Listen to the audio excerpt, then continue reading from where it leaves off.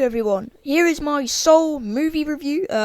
If anyone did want this, yes, I'm going to be doing some reviews on this channel, depending on if I feel like reviewing the movie or if I don't feel like reviewing the movie. Hopefully I will get round to Wonder Woman 1984, but for now it's the sole review, so we're going to hop straight into it. So, who directed this film? Pete Docter directed this film, I believe, and he directed Monsters Inc.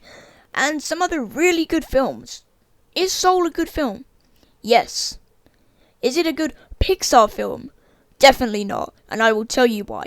Now, quickly before I jump into this, you know, this is my opinion. So, a lot of people can have different opinions, and if you really love this film, that's amazing. That's great, you know. But you know, this is my opinion. But yeah, let's get into it. Okay, so positive things about the film: voice acting. I liked Jamie Foxx in this. I was surprised. And Jamie Foxx, you know, he picks some not bad choices, but being Electra and that film bombed. I actually like The Amazing Spider-Man 2. And then picking Soul, you know, Jamie Foxx isn't really known for good picks at films. But he was very invested in this film. You could see it from like the promotions. He was very, very engaged, and he was very engaged as Joe Gardner. I was very surprised. And the other good thing about this is the music. The music is brilliant. At the start, where he's in the classroom in the first 5 minutes, and he goes on and he gets dreamt into the piano. It's like he's back at the jazz club, and just the beat, the I love that. That's great. And then and he was playing these chords, and then he did it with like a major, and that's great. I love that. 22. Right, here's my problem. Here's my problems now. 22 was just thrown into the plot, because Joe Gardner pretends to be like Doctor, Hebe, GB, Weeby, DB, whatever, and they just send 22 off with him, and boom, you have 22 in the plot. Why? And it just makes me feel even more 22 is not needed. She was just thrown in here.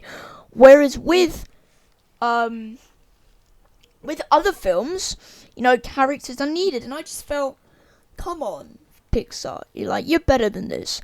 Another thing is that I'm not saying the voice actress is annoying, but the voice she put on is very, very annoying, and even 22 says this herself, which I thought was kind of funny. But I mean, I don't know, 22, I really didn't like 22 in this film. I also enjoyed the Earth parts more than the Great Beyond or the Great Before parts. And the animation style is very different. So when you're on Earth, you're like, okay, yeah. But then when he just goes into the Great Beyond, you're like, okay, two different animation styles. It's like you're watching two different movies, because the settings change, the mood changes. If some people get what I mean, you're like, okay, I'm watching a completely different film now. And you have to, a lot of it's on Earth, and then a lot of it's on the Great Before. So, and it switches quite fast.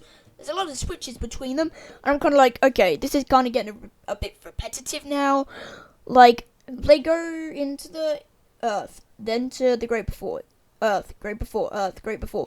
So it gets kind of repetitive, and you're like, can you just stick to one location just for 30 minutes, you know? And it just kind of drove my head mad.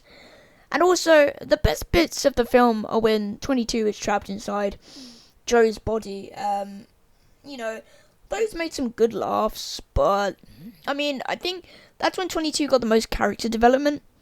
And just to say, I like 20, even though I'm saying she's useless, like in the plot, I like her much more than Joe, because Joe seems arrogant, you know, it's his kick he has to make, but it's his life, it's his body, you know. I mean, I know it's his body, but I don't know. And then you know, the biggest problem I have with this film, he gets to where he wants to be in his life, he does the gig, and then he says, oh, okay, he doesn't inadvertently say it, but he goes, I'm not really happy with this. And I'm kind of like, dude, you spent your whole, like, movie, right, telling 22 off for having fun, right, and experiencing life.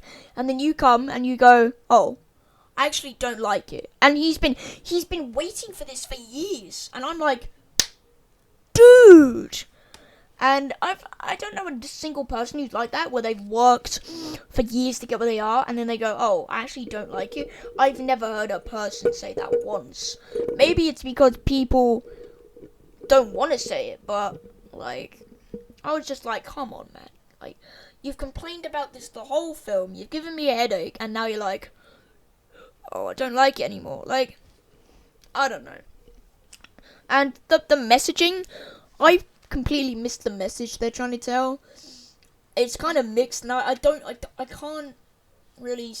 Is it like, you know, do everything in life, you know, don't take everything for life granted, or make sure you do what you want to do in life, or don't fall in a ditch, you know. But it's just like, okay. I'm not quite sure of the messaging, and with Monsters Inc., you know, I referred back to it because Monsters Inc. is a really good film. It's up there in my top 5 Pixar films, but it just baffles me that Pete Docter made Monsters Inc. and then Soul comes and I'm like, oh my god, how can this be so un-Monsters Inc.? I'm not saying compare it to Monsters Inc., but like, I had very high hopes for this film. You know, they announced Onward, and then they announced Soul, and I was like, yeah, I'm kind of looking forward to Soul a bit more than Onward.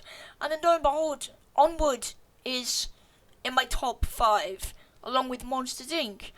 And I'm kind of like, I'm baffled. And also, with his mum as well, his mum is the best character, because she actually resonates with me, as in, like, she is just wanting her son, you know, her baby, to survive in the world, make sure he pays his bills, just so he can have a roof over his head, and to, you know, stop being, you know, addicted to your dreams, just so he can be safe. And I kind of am like, okay, yeah, that's really down to earth. But the way she goes about it is kind of wrong. But at the end, you're kind of like, oh, okay. And I actually felt remorse for her, you know. But the dad, they want you to get emotional, you know, like, over the dad. And I'm like, I've never met him.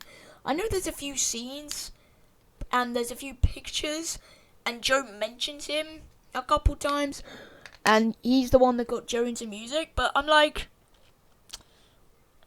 bro, how do you want me to be emotionally connected to him, and I haven't seen him enough, or haven't heard about him, you know?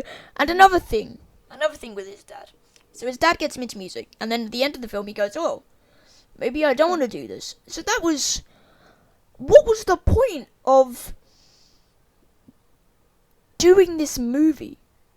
Like, I don't know. Maybe it was an idea they had, or maybe if it went into cinemas, maybe they changed the script a couple times. I haven't heard any news on that, but, you know, they might have done.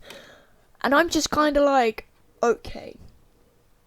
And I switched my TV off and I thought, wow, this was not a good film, in my opinion. But anyway, I'm going to give it a 5 out of 10. Because it has some good things in it, but it's not the best Pixar film.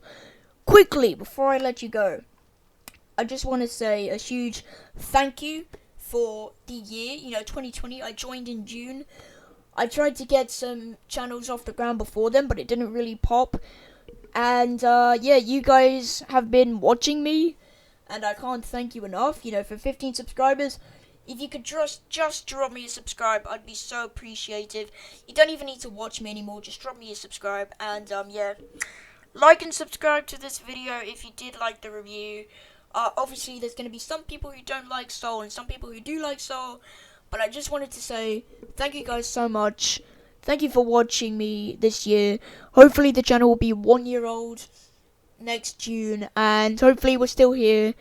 And thank you guys so much. And depending on how many videos I post, goodbye 2020. What a year.